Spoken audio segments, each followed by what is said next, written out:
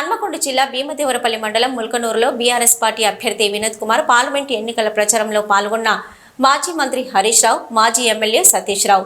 ఇక మాజీ మంత్రి హరీష్ రావు మాట్లాడుతూ రైతు బంధు ఆలస్యం చేసినందుకు అందరికీ రేవంత్ రెడ్డి క్షమాపణ చెప్పాలి. కాంగ్రెస్ బీజేపీ అబద్ధాల మోసపూరిత ప్రచారాలతో తెలంగాణ ప్రజల గుండెలు మండుతున్నాయని అన్నారు.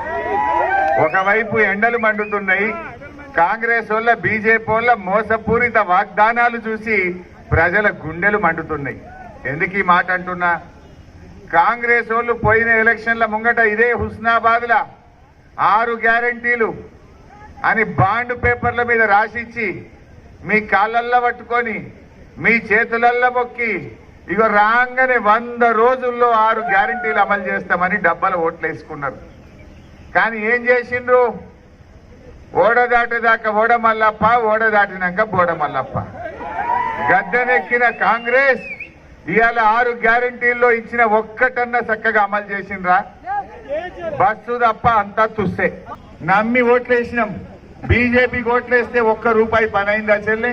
నేను మీతో కోరేది ఒక్కటే, అక్షింతలే ఓట్లే అంటేనే కదా. అక్షింతలు దేవునికి, ఓట్లు కారుకు కేసీఆర్కి వేసుకోవాలి. మనం ఏం పని చేసిండు?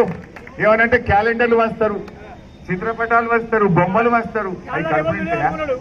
ఆ బొమ్మలు మన కడుపు నింపుతాయా? ఇలా కేసీఆర్ ఇంత 2000 పింఛన్ ఇస్తే, కరోనా వస్తే 10 కిలోల బియ్యం ఇస్తే మన అవ్వాతాతలు ముసలోళ్ళు బతికిండ్రు. ఇలా కేసీఆర్ రైతు బంధిస్తే, కరెంట్ ఇస్తే, ఇంత పంట పండితే మనం బతికినాం. బీజేపీ ఇవన్నీ ఏం పట్టాయట? క్యాలెండర్ చూసుకొని ఓట్లేయింది. మేము బొమ్మలు వస్తాం, దాన్ని చూసి మాకు ఓట్లేయింది.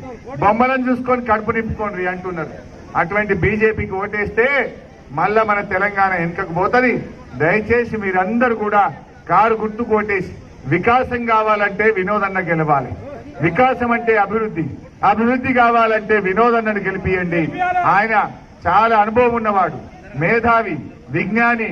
హిందీలో, ఇంగ్లీష్ లో, పార్లమెంట్ లో తన గళాన్ని బలంగా విప్పగలిగే ఒక సీనియర్ నాయకుడు వినోదన్న గెలుపు మన ముల్కనూరు అభివృద్ధికి. ఇంత ఎండలు వచ్చి మీరు ఆశీర్వదించిందంటే నాకు నమ్మకం కుదిరింది.